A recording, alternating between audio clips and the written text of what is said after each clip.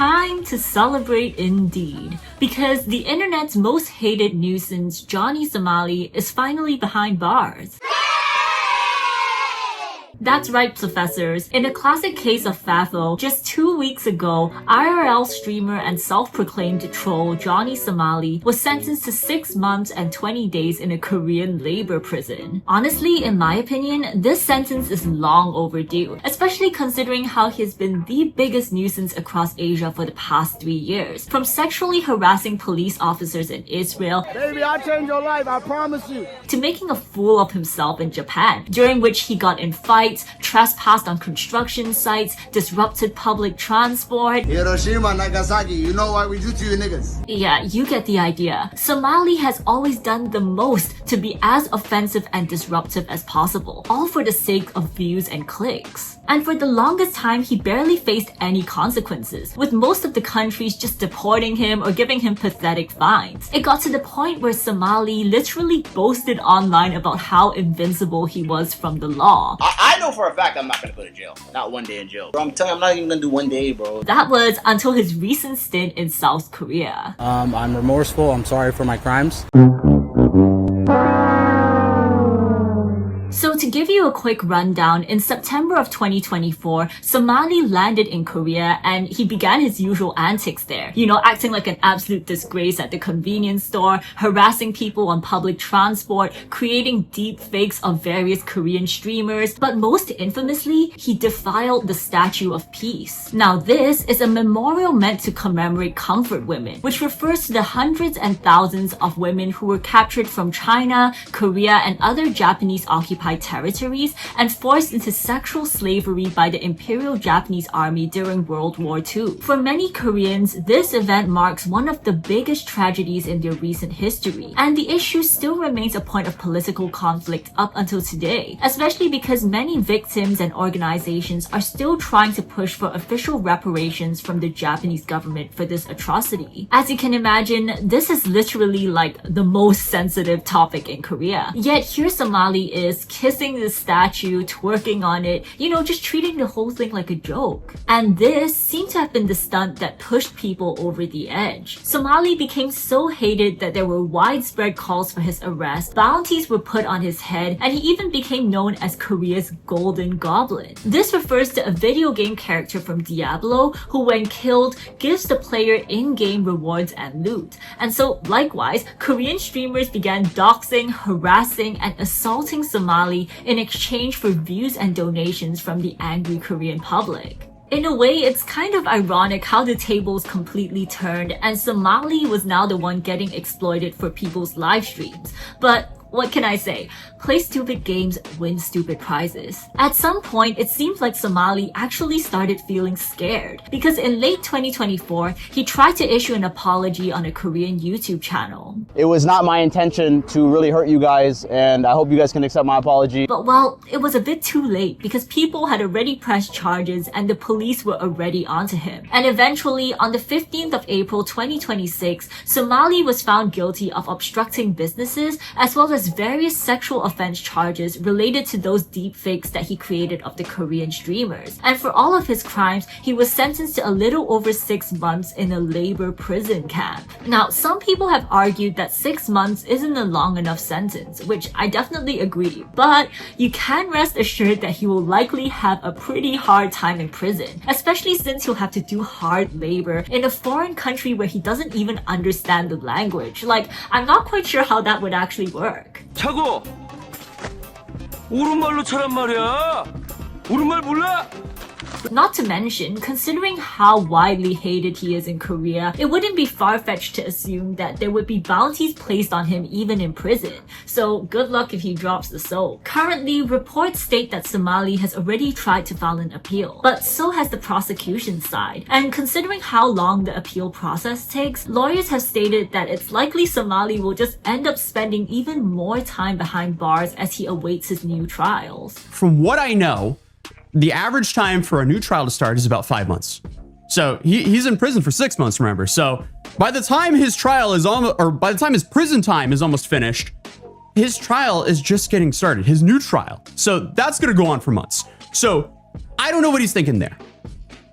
But while justice has finally been served for Johnny Somali, he's unfortunately far from the only nuisance travel influencer out there. In fact, he's just one symptom of a growing trend of attention seekers who come to Asia specifically to carry out obnoxious stunts for views. From the classic cases of Logan Paul and Rice Gum, That's what we do in China, man. We're making friends out to here. the DVRs and Sigma boys of today, there are just so many of these so-called pranksters who do stupid things like blast loud music on public transport, evade fares, harass locals. Give me your scooter now. Give me your scooter now. Like earlier this year, there was even a Russian influencer who was arrested in Philippines after threatening to spread HIV. Filipinos, it's me, Basco. I'm here to spread HIV. Because that's just so funny, right? And then on the other hand, you've got those lifestyle influencer types. And these are the people who desecrate holy sites in Asia, all for an aesthetic post. So for instance, you've got people doing pull-ups on Shinto shrines and cherry blossom trees in Japan. There's this guy who filmed himself reciting the Quran at a Hindu religious site. And oh my gosh, back in 2022 and 2023, there were even a string of Instagram influencers who posed naked at sacred mountains and banyan trees in Indonesia. And get this, their actions were considered so sacrilegious that the Indonesian government actually forced them to undergo a public cleansing ritual. Alina kala itu mendatangi wisata kayu putih Bayan dan berbahasa vulgar di tempat yang dikeramatkan. Akibat perbuatannya, Alina kini harus menjalani upacara pembersihan pada Jumat 6 Mei nanti. Are you not embarrassed? This is really embarrassing. As you can see, there are just so many of these cases out there. And whenever these influencers get caught, their apologies are always the same. Maybe my understanding of the situation was wrong. I did not know the severity of the actions that I've caused. I was not aware of the significance of the statue. Произошедшему это мое личное незнание особенностей местной религии и культуры. I actually don't really get this differences in culture argument because anyone with common sense should know that destroying public property and behaving like a menace to society isn't okay anywhere, regardless of culture. But even assuming you had no common sense, which clearly most of these influencers don't, you could still easily do a quick Google search when traveling overseas. If you have data, of course, which is where the sponsor of today's video, Saily, comes in. Saily is an eSIM service that allows you to buy data in just a few clicks.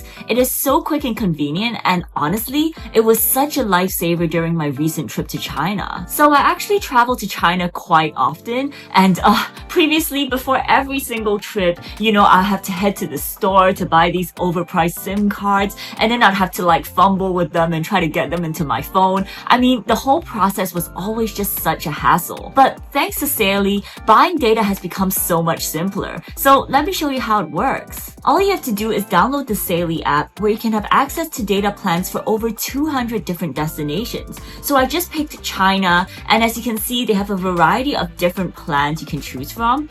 So I picked the one that I wanted, and then I entered my coupon code PLOOPY, which actually gives you 15% off. And literally in less than 3 minutes, my data was ready to use. But not only was the experience seamless, Saily also provides 24/7 customer service, security features like ad blocker, which actually also helps reduce data usage by up to 28%, and they even provide global and regional plans to make things even more convenient and cheaper if you're traveling to multiple countries at once. So next time you go overseas, why not travel stress-free with Saily? Download Saily using the QR code on screen or the download link in the description, and don't forget to use code PLOOPY for 15% off. Thank you so much to Saily for supporting this channel, and without further ado, let's get back into today's video.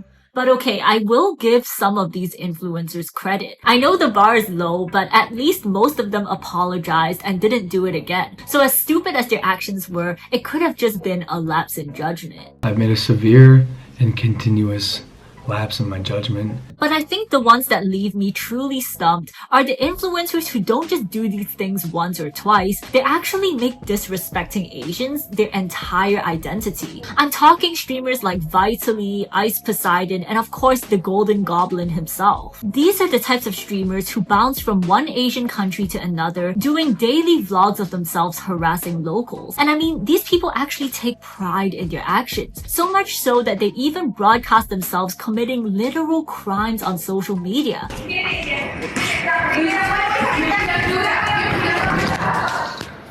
Which really raises the question, where do they get the audacity? And aren't they worried about getting caught? Well, that's the issue. In some ways, these influencers want to get caught because the outrage content is exactly what appeals to the algorithm. Just take a look at how Johnny Somali's videos where he goes out and harasses people get so many more views than his other videos. And you may think that all of these extra views are just negative publicity, but the crazy thing is, over time, even these influencers are able to build a loyal audience. Because when you're constantly outrage farming, this eventually filters out all the normal viewers, leaving only a core fan base of the most degenerate supporters. And these supporters will in turn push the creators to do crazier and crazier things through their comments and live stream donations. Sometimes audiences will even submit direct requests for certain stunts through their donations, or use the automated voice messages that play during each donation as a way to broadcast offensive songs and messages. Anonymous sent $6 fuck Arabic people. Eat pigs and die. Likewise, these influencers have also been known to ask for likes, donations, and other interactions in exchange for even more outrageous content. The next person to come to this vending machine is getting hit with this. Do it, I'll drop 100 subs, you know I will.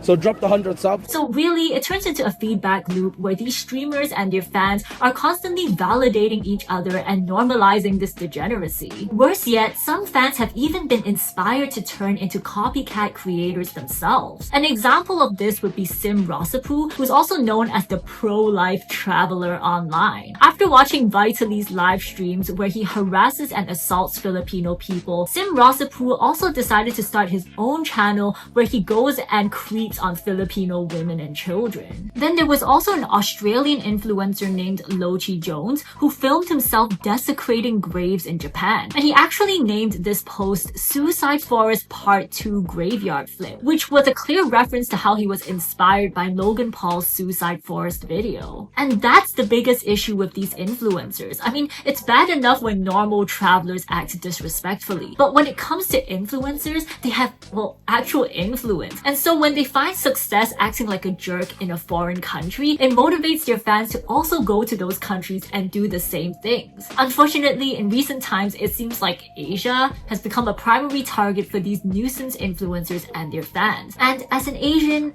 I guess I can kind of see why. Firstly, there's the language barrier. Many people in Asia do not speak English as their first language, so they may have trouble expressing themselves or standing up for themselves in English. And this gets exploited so much by nuisance influencers who often use the language barrier as the main punchline. Do you understand the words that are coming out of my mouth? What'd I tell you? I don't understand. You know, you've got people making fun of Asian people's accents or asking them stupid questions that they wouldn't be able to respond to. You know Hiroshima and Nagasaki? We're gonna do it again. What?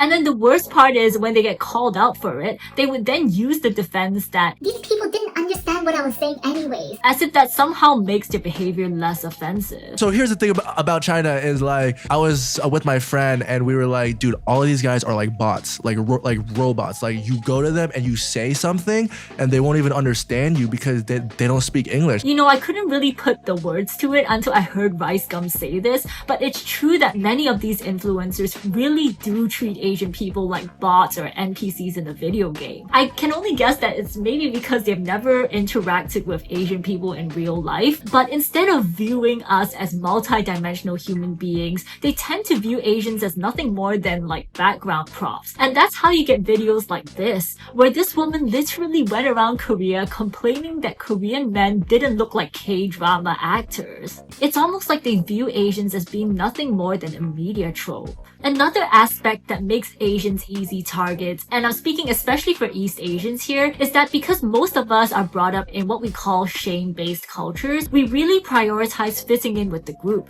and so we tend to be less confrontational and more rule-abiding. Oftentimes, you don't even need to directly confront someone for them to know how to behave. Like, just getting a few angry glares is usually considered so shameful that it would put most people back in their place. If you're East Asian, you probably know what I mean. Of course, the issue is this doesn't really work with these influencers because, well, they clearly feel no shame. In fact, to them, our non-confrontational nature just makes us seem like prime targets for bullying. See me, my son?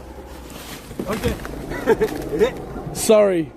Not to mention, because we tend to underreact and we don't really show our emotions as much, it also makes it fun for these influencers to see how far they can push people before they explode. Again, on the topic of being treated like NPCs, it's almost like trying to discover a glitch in a video game. This issue also extends to our public spaces, especially in Japan and Korea, where people are expected to be very quiet when taking public transport. This is precisely why it makes it all the more fun for these influencers to disrupt the peace by yelling or blasting loud music. At the end of the day, it's all about the contrast and the shock factor. And I'm pretty sure if they had done the same thing in another country, it probably wouldn't have the same impact or appeal. But culture aside, by far the biggest reason why so many Asian countries are being targeted is simply because their authorities have been too soft on these nuisance influencers. I mean, not that I'm in support of North Korea, obviously, but you don't see any influencers going there to do pranks, and for good reason. Meanwhile, in other Asian countries, they usually just face deportations or minor fines for crimes that locals would have definitely been jailed for. And this fact is so well known that influencers are literally gloating on social media about how they are above the law. Are you allowed back into Japan? Yes. How'd you get out of that? I had to the U.S. Embassy and a paid lawyer. I lied to the judge. The lawyer said lie to the judge and apologize, say that you're sorry, nigga. I don't give a Chinese niggas. All I told these niggas, I said, yo, I'll never make a YouTube video again. I'm so sorry. I don't give a fuck about this shit. Shut the fuck up, you pussy ass niggas. Suck my dick. So those are all the reasons I can think of as to why all these attention seekers seem to be coming to Asia. But if you guys can think of anything else, then be sure to let me know in the comments. Either way though, Asian people have had about enough. I mean, it gets to a point, right? And, well, people are finally fighting back. These days, locals are submitting petitions calling for bans against certain influencers. There are many vigilante groups that make hit lists and track the movements and whereabouts of infamous streamers. And it has even become commonplace for people to confront and assault these streamers when they see them in public. Some government authorities are also starting to take this issue seriously and are handing out more appropriate punishments for these influencers' outrageous behaviors. Aside from Johnny Somali, there was also another case of a Taiwanese influencer named Goodnight Chicken who staged a fake kidnapping hoax while he was in Cambodia and ended up actually receiving 2 years in a Cambodian prison. So it's nice to see that some of these influencers are finally getting their comeuppance. Hopefully, next time they'll rub their two brain cells together and think a bit harder before doing any more of their stupid stunts. You freaking pricks! What will you learn? What will you learn?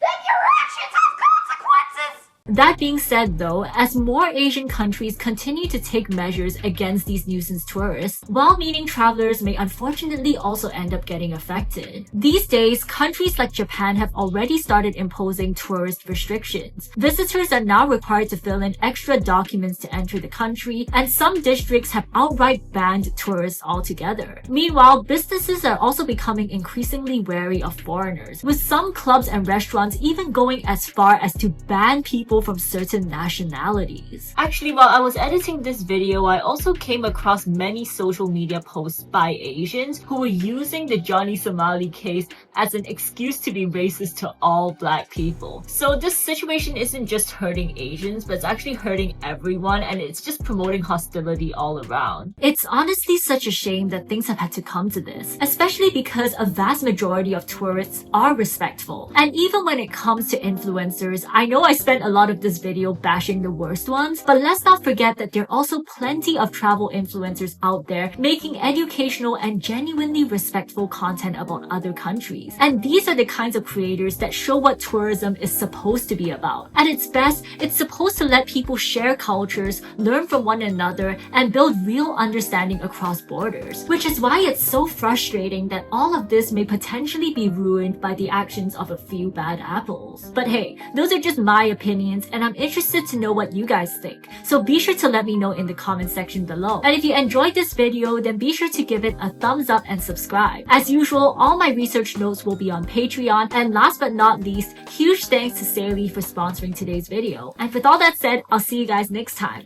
Bye!